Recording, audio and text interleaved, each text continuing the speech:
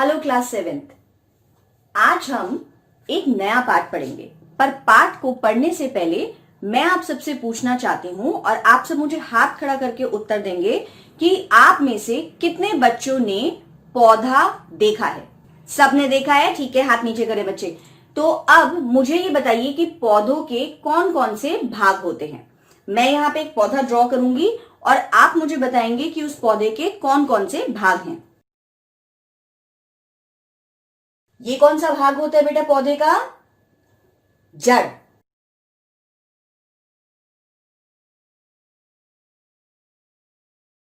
और ये कौन सा भाग होता है बच्चों? तना।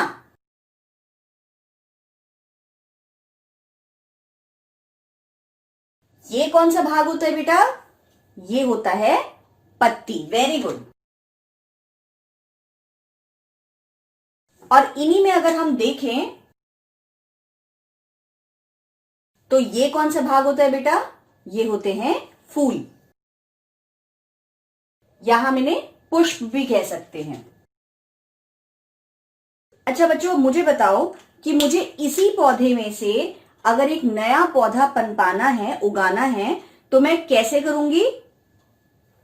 अगर मैं इस पौधे की तना या जड़ या पत्ती, इन तीनों में से कोई भी भाग लेके और मिट्टी में अगर दबा दूं और प्रतिदिन उसे पानी दूं, तो क्या एक नया पौधा उगेगा? जी हाँ, एक नया पौधा जरूर उगेगा। और इस प्रक्रिया को क्या कहते हैं बेटा? एक नए पौधे को उगाना एक पुराने पौधे से, इस प्रक्रम को कहते हैं जनन।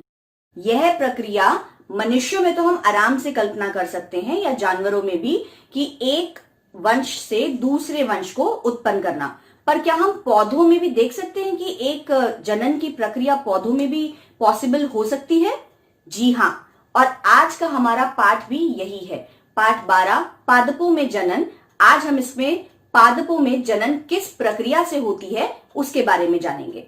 और सबसे पहली बात, इस पाठ को पढ़ने के बाद आप क्या करने में सक्षम हो जाएंगे।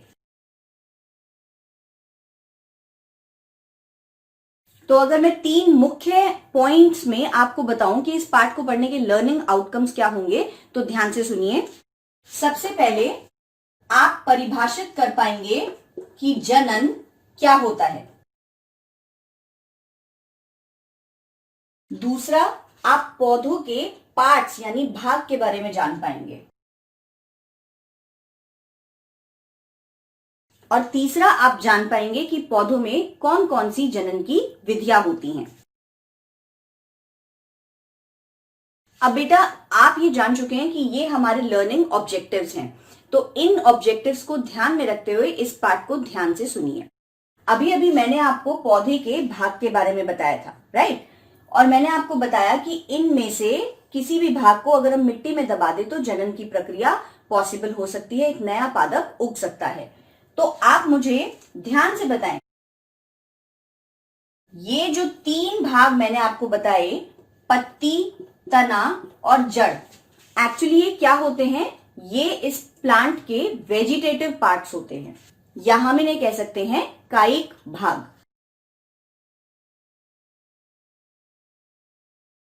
और फूल या पुष्प जिसके बारे में हमने बात की थी, क्योंकि इसमें बीज उत्पन्न होते हैं, तो यह पादप का लैंगिक भाग या जनन भाग, इसे इंग्लिश में रिप्रोडक्टिव पार्ट भी कहते हैं।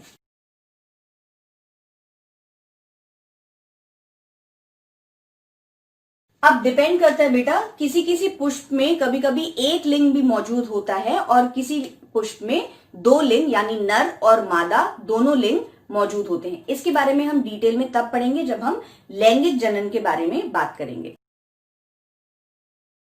NTPC Faridabad and Chief Minister's Good Governance Associates Program with Star Teachers of Faridabad.